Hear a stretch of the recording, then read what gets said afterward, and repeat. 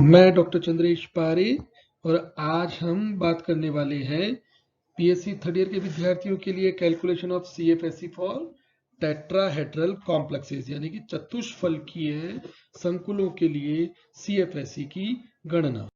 ये है हमारे पास में डीडी स्प्लिटिंग चतुष्फलकीय संकुलों के लिए। वैसे हम डीडी स्प्लिटिंग की बात कर चुके हैं, लेकिन एक बार फिर से देखिएगा कि वास्तव में यहाँ क्या हो रहा है कि इस कंडीशन में मेटल के एक फ्री मेटल आयन के पांचों डी कक्षक जब चार लिगेंड के कांटेक्ट में आते हैं, यानी कि लिगेंड कितने हैं, चार होंगे, और अगर चार है तो हम कहेंगे कि उसकी ज्योमेट्री कौन सी होगी, उसकी ज्योमेट्री या तो होगी टेट्राहेड्रल या आप कहेंगे स्क्वायर प्लेनर, लेकिन हमने अब तक स्क्वायर प्लेनर की बात नहीं की है। तो लिगेंड 4 का मतलब हुआ उसकी ज्योमेट्री होगी चतुष्फलकीय टेट्राहेड्रल। तो जब चार लिगेंड के संपर्क में पांचों मेटल के डी ऑर्बिटल आते हैं तो रिपल्शन की वजह से एनर्जी बढ़ती है और हम आ जाते हैं, देखिएगा इस जगह पर, यहाँ पर कुछ एनर्जी बढ़ी हुई है, लेकिन पांचों ही डी कक्षक अब तक क्या है, डी जनरेट फॉर्म में है, यानी कि किस फॉर्म में हुए, उनकी एनर्जीज बिल्कुल सिमिलर होगी।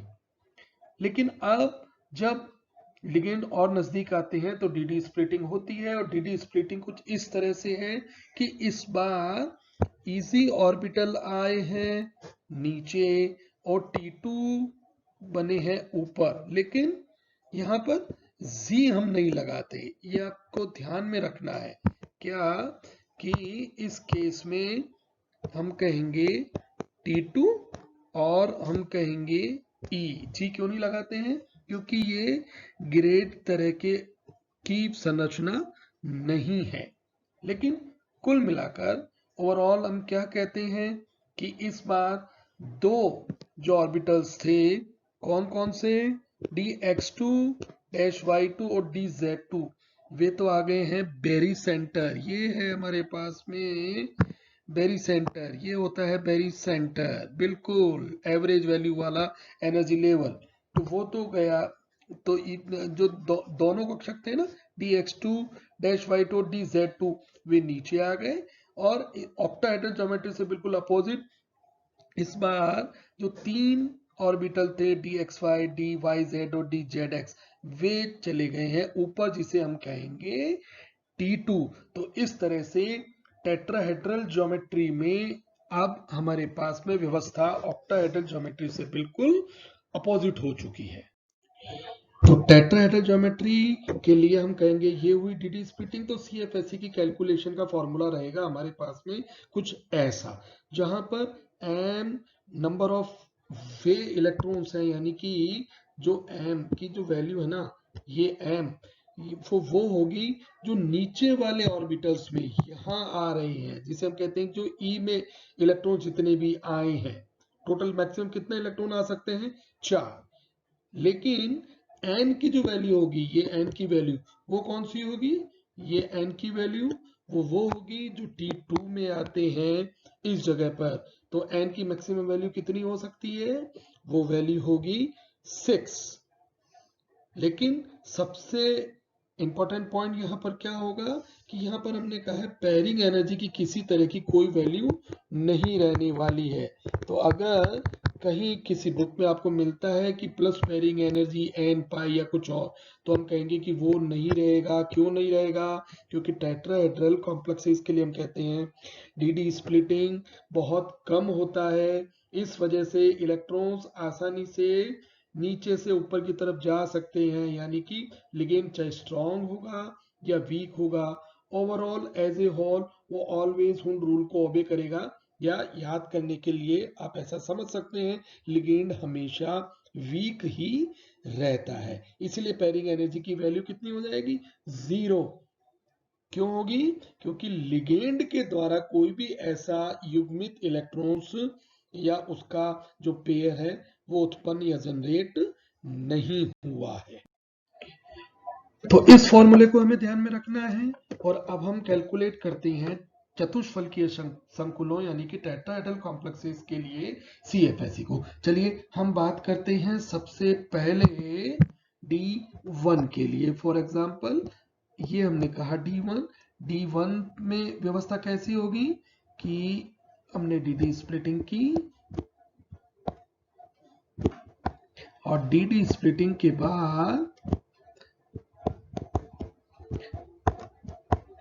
हमने कहा यहां पर E नीचे D2 ऊपर। तो पहला इलेक्ट्रॉन कहां जाने वाला है? पहला इलेक्ट्रॉन ऑब्वियसली यहीं आएगा। तो अगर इलेक्ट्रॉन पहला यहां है तो m की वैल्यू हुई 1, n की वैल्यू है हमारे पास में 0। तो हमने कहा m बराबर 1, n की वैल्यू हुई 0। तो CFSE कितना हो गया? CFSE की वैल्यू कितनी होगी? -0.6 into 1 del of T. Value हो गई -0.6 डेल टी। तो बताइएगा D2 के लिए वैल्यू कितनी होगी? हम कहते हैं साहब D2 के लिए वैल्यू रहने वाली है कि इस बार व्यवस्था में दोनों इलेक्ट्रॉन नीचे, थोड़ा सिंप्लीफाई करता हूं मैं, और ये लीजिएगा 1, ये हुआ इलेक्ट्रॉन नंबर 2। तो m की वैल्यू कितनी हुई? 2, n की वैल्यू फिर से 0। तो CFSE कितना हो गया? CFSE हो गया -0.6 इंटू 2 डेल ऑफ टी, यानी कि -1.2 डेल ऑफ टी। ये हुआ D1 D2 के लिए। अब आप जल्दी से कॉपी लीजिएगा और बताइएगा अपनी नोटबुक के अंदर कि इस कंडीशन में अगर D3 होगा तो आंसर कितना रहने वाला है। D3 के लिए कैलकुलेट कीजिए और बताइए, चेक कीजिएगा कि व्यवस्था अगर हो जाती है हमारे पास में कुछ ऐसी D3, तो ये 1 और 2, तो थर्ड इलेक्ट्रॉन कहाँ जाने वाला है? इस बार तीसरा इलेक्ट्रॉन चूंकि हुंड के रूल की अनुपालना होती है ना, तो ये आया 3। अब बताइए वैल्यू कितनी हो जाएगी D3 के लिए? इस कंडीशन में हम क्या कहेंगे? m की वैल्यू हो गई 2, n की वैल्यू हुई 1। तो CFSE कितना हो गया? -0.6 into 2 plus 0.4 into 1 del of T. Overall answer कितना आया? -0.8 डेल ऑफ टी। ठीक है, अब थोड़ा सा चेंज कीजिएगा और बताइएगा D4 के लिए वैल्यू कितनी हो जाएगी। तो D4 को अगर कैलकुलेट करना है, थोड़ा सा मैं इसे यहां से इरेज करता हूं और ये इस व्यवस्था को हम यहाँ पे कहते हैं कि मुझे कैलकुलेट करना है D4 के लिए, ये D4। तो इलेक्ट्रॉन की व्यवस्था कैसी होगी कि 1 2 3 4। तो m की वैल्यू कितनी हुई? 2, n की वैल्यू भी कितनी हुई? 2। तो CFSE कितना हुआ? CFSE की वैल्यू कितनी हुई? -0.6 into 2 plus 0.4 into 2 del of T. तो आंसर कितना आ गया? -0.4 डेल ऑफ टी। साथ में अगर व्यवस्था D5 होगी तो कितना हो जाएगा? D5 के लिए कैलकुलेट कीजिए। ये हमने कहा D5।